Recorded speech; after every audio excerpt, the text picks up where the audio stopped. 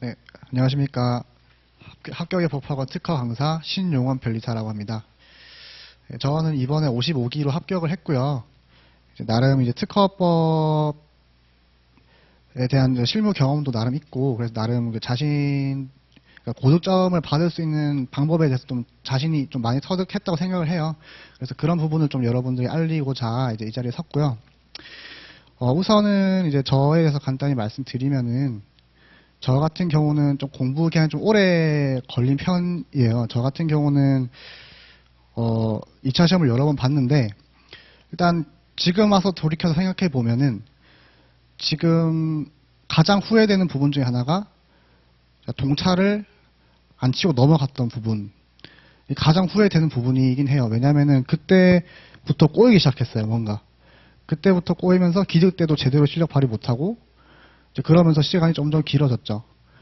그런 점에서 생각을 해보면은 이제 아무래도 동차 분들이 가장 중요하게 생각해야 될 부분은, 일단 다른 강사분들도 똑같이 말씀해 주시겠지만은 포기하지 않고 한번 끝까지 가보셨으면 좋겠어요. 꼭 동차 때 대신 겁먹으셔서 뭐 학교를 다니시거나 아니면 그 시간을 뭐 허비하시거나 그런 경우가 되게 많고, 저 같은 경우는 왜 동차를 날리게 됐냐면은 1차 시험에 떨어질 줄 알았어요. 점수가 너무 낮아서 떨어질 줄 알았는데 딱 커트라인으로 딱 붙은 거예요. 그래가지고 이미 학교 복학도 다 했다가 이제 그제서야 부랴부랴 이제 다시 휴학하고 막 이렇게 하다 보니까 시간 놓치고 이런 여러 가지 사정들이 겹쳤었거든요. 그래서 동차를 날리게 됐는데 제가 올해 공부하게 된 계기가 된 것 같아요. 그래서 이 동영상을 보시는 분들 중에 동차이신데 다른 거를 할까라고 고민하시는 분들이 계시면은 꼭 다른 걸 하지 마시고 공부를 좀 전념하셨으면 좋겠습니다. 그 부분을 말씀드리고 싶고요. 일단은 그래서 동차분들에게 먼저 말씀드리고 싶은 부분은, 이제 방금 말씀드렸던 거죠. 포기하지 않으시는 부분은 당연히 들어가는 거고, 그러면 이제 공부를 시작하셔야 될 테니까 교재를 선택을 하셔야 되겠죠. 제가 말씀드리고 싶은 부분은 항상 제일 얇은 교재를 선택하셨으면 좋겠어요. 얇은 교재를 선택하시면은 그 내용이 조금 없거나 이제 혹시 다른 사람들은 아는데 내가 모르는 부분이 있을까봐 좀 불안하는 경향이 있는데, 일단은 얇은 교재라고 해서 내용이 없는 건 아니고요. 가장 중요한 부분은 다 들어가 있는 교재라고 생각하시면 돼요. 그리고 얇은 교재라고 해서 내용이 없으면 제가 추가를 하면 돼요. 그런데 제가 왜 얇은 교재를 하라고 말씀드리냐면 이 추가하는 과정 때문에 그렇거든요. 이렇게 추가를 하면은 이 추가하는 과정에서 공부가 돼요. 그러니까 그냥 딸딸 무조건 보면서 눈으로 외우는 것보다는 제가 제어반의 표현으로 판례를 압축하거나 새로 쓰면서 이제 내용이 머릿속에 남게 되는 거죠. 이렇게 해서 머릿속에 남게 되면은 상당히 기억이 오래 가게 됩니다. 그래서 동차분들에게 말씀드리고 싶은 거는 얇은 교재를 선택하셔서 그 책을 자신만의 책으로 만드시는 과정을 꼭 거치셨으면 좋겠습니다. 그리고 동차분들을 위한 공부 방법 중에 하나 팁을 알려드리자고 하면은, 암기량을 최소화 시켰으면 좋겠어요. 기본적으로 암기가 좋은 사람, 암기를 잘하는 사람이 있어요. 저 같은 경우는 암기를 잘 못하는 사람이었기 때문에 어떻게 하면 암기를 줄일 수 있을까에 대한 고민을 되게 많이 했거든요. 이 경우에서 암기량을 최소화하기 위해서는 가장 좋은 방법이 조문을 활용하는 겁니다. 조문은 우리가 시험장에 가서도 펴서 볼 수 있는 부분이고, 대놓고 커닝페이퍼 할 수 있는 부분이에요, 사실. 그래서 조문을 가지고 어떻게 우리가 목차를 구성할 수 있느냐,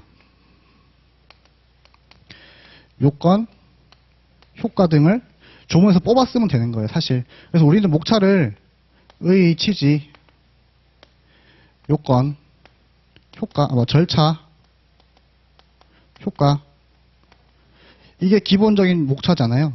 그래서 우리가 조문을 가지고 요거를 나눠서 분설하는 연습을 한번 해보시면은, 그러면 나중에는 내용들을 굳이 암기하지 않으셔도 조문만 가지고도 충분한 배점 분량을 만들 수가 있어요. 그래서 동차분들에게 말씀드리고 싶은 거는, 시간이 없잖아요. 시간이 없기 때문에 구구절절 다 외울 수는 없어요. 그래서 조문을 가지고 최대한 목차를 뽑아서 만드는 걸 미리 한번 해보시면은 나중에는 GS 가시더라도 똑같이 하는 연습을 또 계속 하실 수 있어요. 그래서 암기량을 이렇게 줄였으면 좋겠습니다. 이런 식으로 공부를 하시는 것이 조금 더 도움이 되지 않을까 싶고요.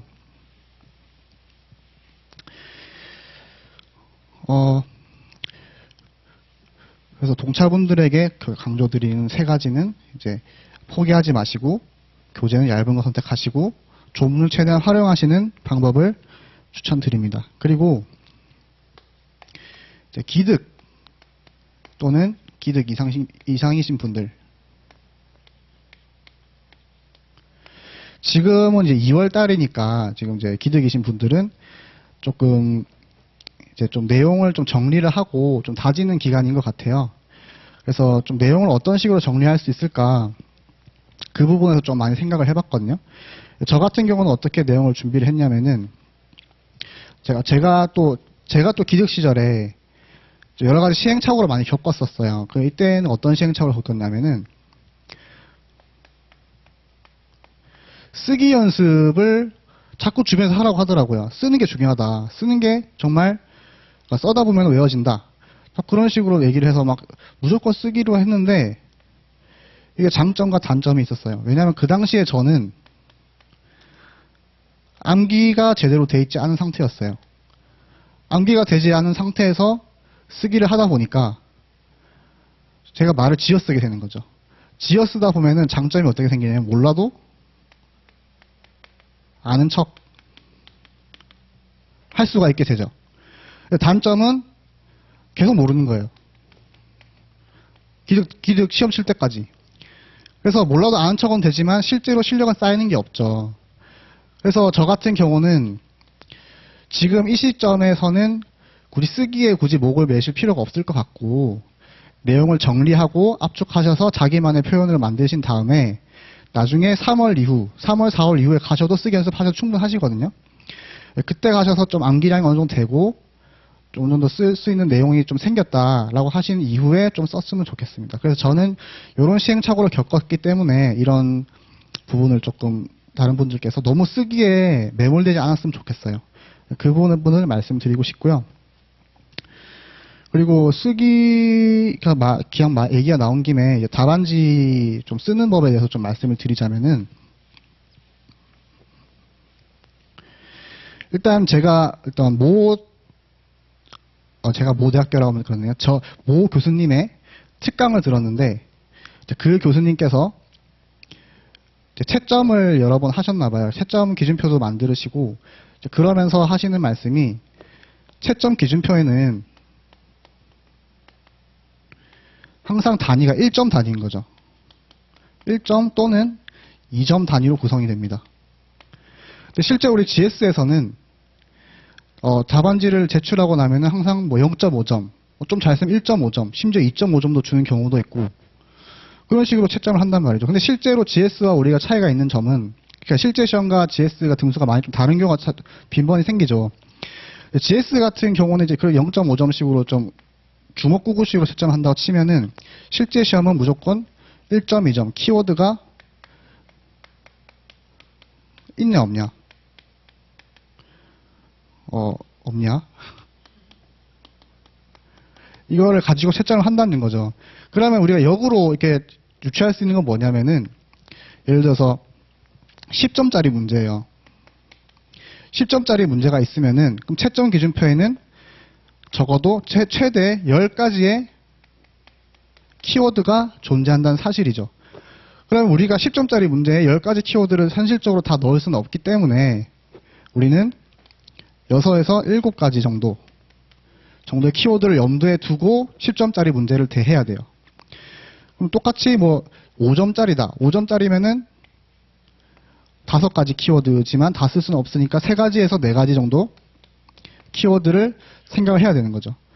이런 점을 염두에 두고 답안지를 작성을 하셔야 돼요. 그래서 항상 GS를 들어가셨을 때도 일단 배점부터 확인을 하시고, 배점을 확인한 이후에 나는 10점짜리이기 때문에 여기서는 5점, 큰 논점이 한 2가지 정도 있을 것이고, 이런 식으로 먼저 추측을 하고 난 다음에 문제를 풀어야 돼요.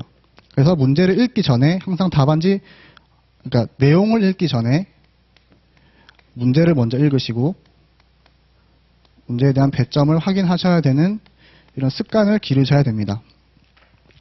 그러면은 이런 배점을 확인하는 습관까지 키우시고 이런 거를 바탕으로 어떤 식으로 제가 공부를 했냐면은 그러면은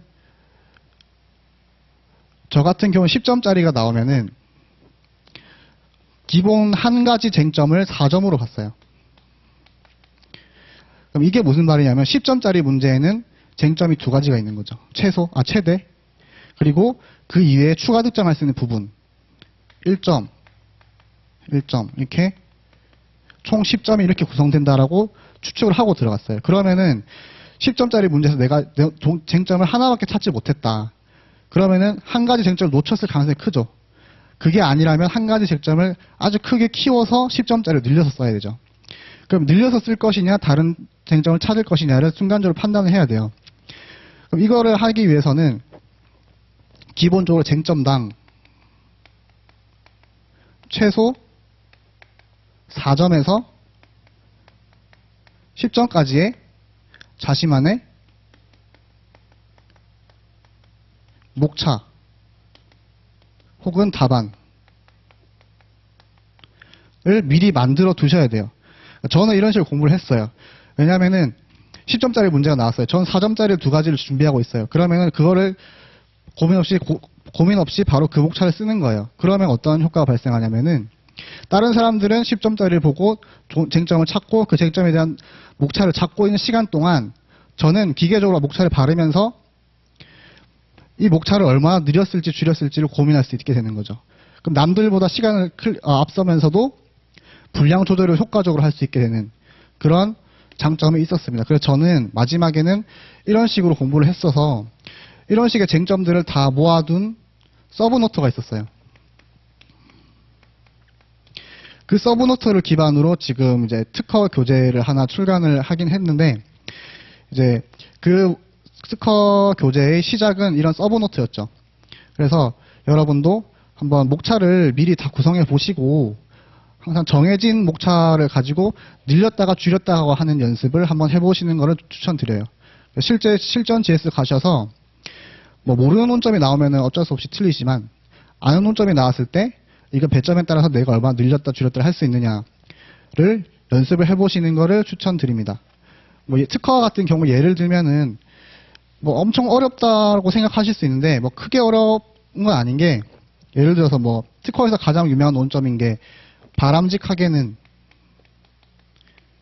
라는 표현은 청구항의 범위에 들어가면 안 되죠. 이 경우 같은 경우 예를 들어서 우리는 이 논점에 대해서 심사 기준을 알고 있고 판례를 알고 있고 판례에는 특허법원과 대법원 판례를 알고 있고 이거에 대한 검토를 알고 있죠. 이거는 그럼 예를 들어 문제의 소재까지 쳤을 때 1, 2, 3, 4, 5 최대 5점까지는 미리 만들어 둔 거죠. 바람직하게란 문제가 8점으로 나왔어요. 저는 5점짜리밖에 준비를 안 했어요. 그러면은 3점의 공백이 생기는 거죠. 이 공백은 바람직하게는이라는 주제가 42조 사항 2호인가요? 청구항을 명확하게 기재하지 못했기 때문에 생기는 문제이기 때문에 명확하게 기재하는 판단 기준을 앞에다가 추가를 할 수 있겠죠.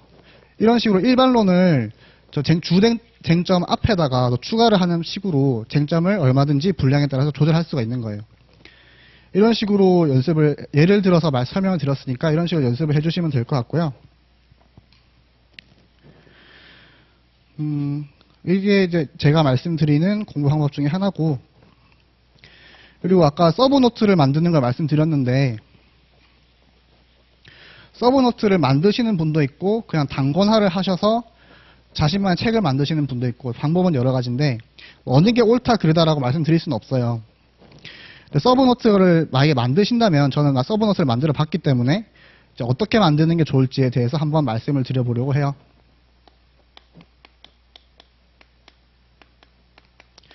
서브노트를 만들면서 가장 시행착오를 겪게 되는 게 뭐냐면은 완벽하게 만들려고 합니다. 그래서 만들다 보면은 글꼴도 신경 쓰게 되고 글자 크기도 신경 쓰게 되고 단락 크기, 뭐 띄어쓰기까지 다 신경 써야 돼요. 그래서 완벽을 기하면 안 되고 어떤 식으로 하시냐면은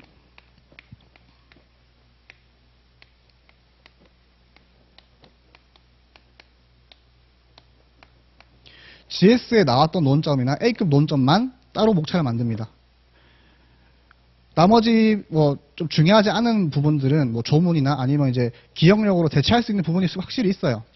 그런 부분들은 이제 어차피 다른 사람들과 크게 차이를 만들지 못하는 부분이고, GS에 나왔던 한 번이라도 나왔던 논점, 그리고 A급 논점은 자신만의 목차를 만드는 서브노트를 만드셔야 돼요. 그럼 필요 없는 부분은 삭제할 수가 있죠. 필요 없는 부분은 어디서 볼 수 있느냐? 다른 일반 교재에서 보시면 돼요.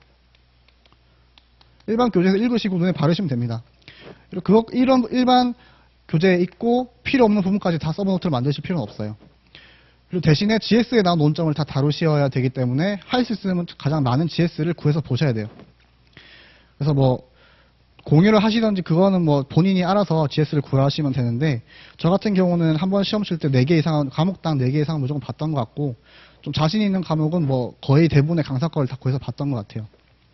이게 어떤 효과가 생기냐면은 주 강사가 자신만의 주된 강사가 있어요. 주된 강사 거를 논점을 다 정리를 해둡니다. 그러면은 다른 강사의 GS를 또 구해서 보면은 논점이 대부분 겹쳐요. 그래서 안 겹치는 것만 보시면 돼요. 이런 식으로 다른 강사 보시면은 생각보다 시간이 많이 걸리진 않아요. 그렇기 때문에 이런 방법을 추천을 자신 있게 드릴 수 있는 겁니다. 그렇게 공부하시면 될 것 같고요. 이런 식으로 좀 공부를 하시면은 조금 여러 가지 도움이 될 것 같고, 그리고 마지막으로 좀 드리고 싶은 말씀은, 지금 특허법에서는 가장 논란이 되는 게 실무형 문제에 대한 논란이 많죠.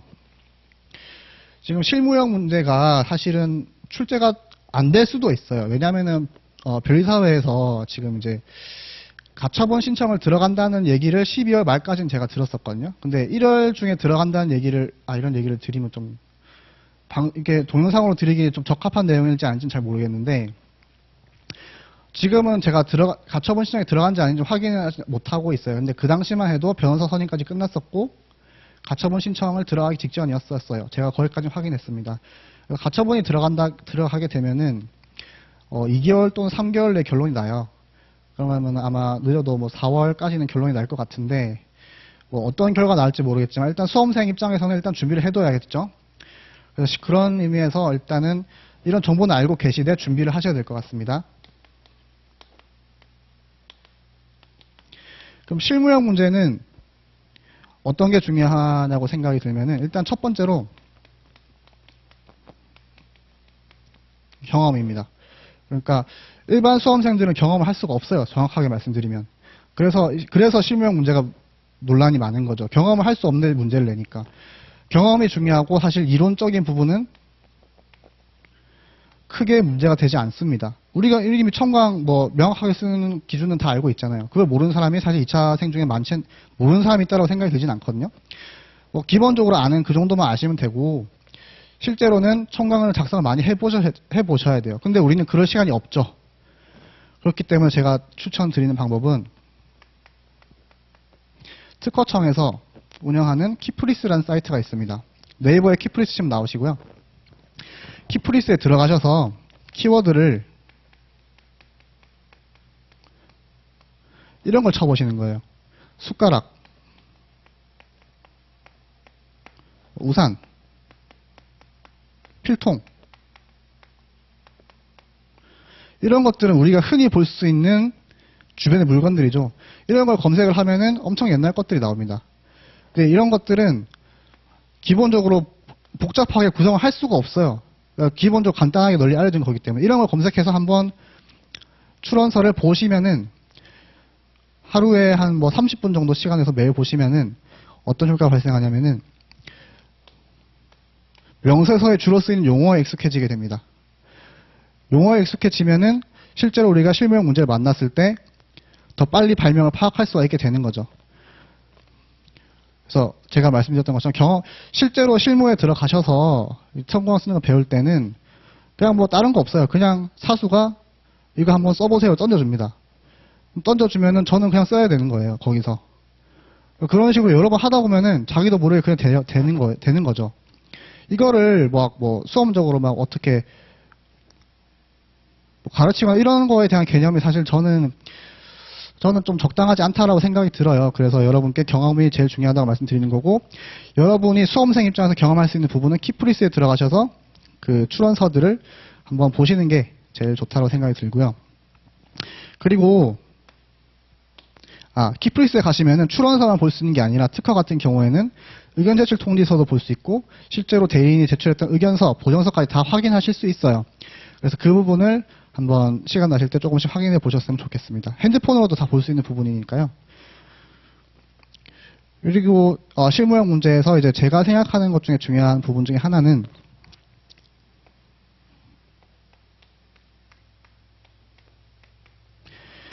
문제 출제자가 피드백을 좀 많이 할 수 있는 경험이 있었으면 좋겠어요. 그래서 예를 들어서 강사가 어떠한 실무형 문제를 냈을 때 자기가 이걸 가지고 청구를 썼어요. 썼을 때 이거를 가지고 한번 강사에게 한번 찾아가서 실제로 피드백을 한번 받을 수 있는 기회를 한번 좀 여러 번 가져봤으면 좋겠다는 생각이 들거든요. 이게 왜 그러냐면은 실제로 청구항을 쓸 때 예를 들어서 청구 범위, 의견서 등을 쓸 때 가장 중요한 요소가 뭐냐면은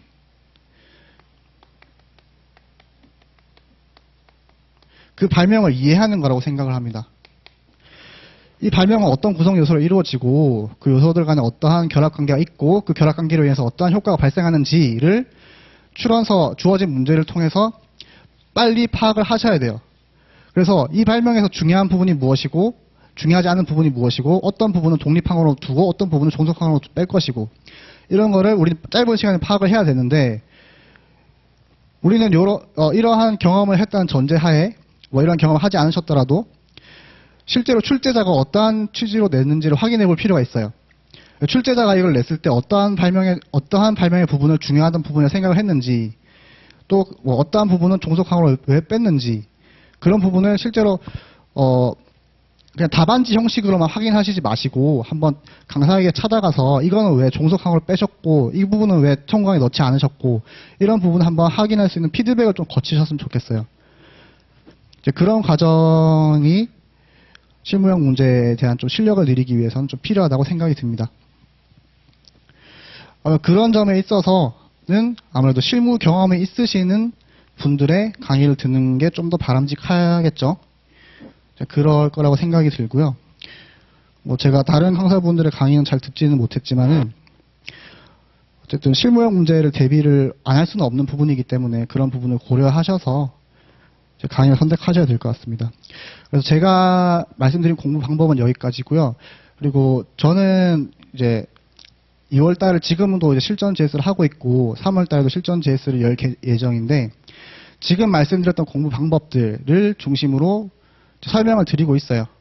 그래서 문제도 최대한 판례 중심으로 내고 있고 저의 GS 문제를 푸시기만 하면은 판례 사실관계를 거의 다 알 수 있을 정도로 사실관계를 녹여서 내려고 많이 노력을 했거든요. 그렇기 때문에 실무형 문제 같은 경우도 어떤 식으로 강의를 하냐면은 직접 제가 문제를 풀어드려요. 그러니까 답을 드리고 이게 기본적인 가이드라인이다라고 말씀만 드리는 게 아니라 실적 같이 발명 설명을 읽고 구성요소를 잡아보면서 어떤 식으로 구성요소를 잡는 게 좋을지를 같이 설명을 드려요. 그래서 이러한 점을 가지고 저는 강의를 지금도 하고 있고 앞으로도 할 계획이기 때문에 아무래도 강의를 선택하시는 데 좀 참고를 해주셨으면 좋겠고요. 이상으로 저의 어떤 공부 방법이 여러분께 좀 더 도움이 됐으면 좋겠다는 생각이 들고요. 이상으로 여기까지 저의 발표를 마치도록 하겠습니다. 발표라고 하긴 좀 그런데 저의 어떤 설명은 여기까지 마치도록 하겠습니다. 감사합니다.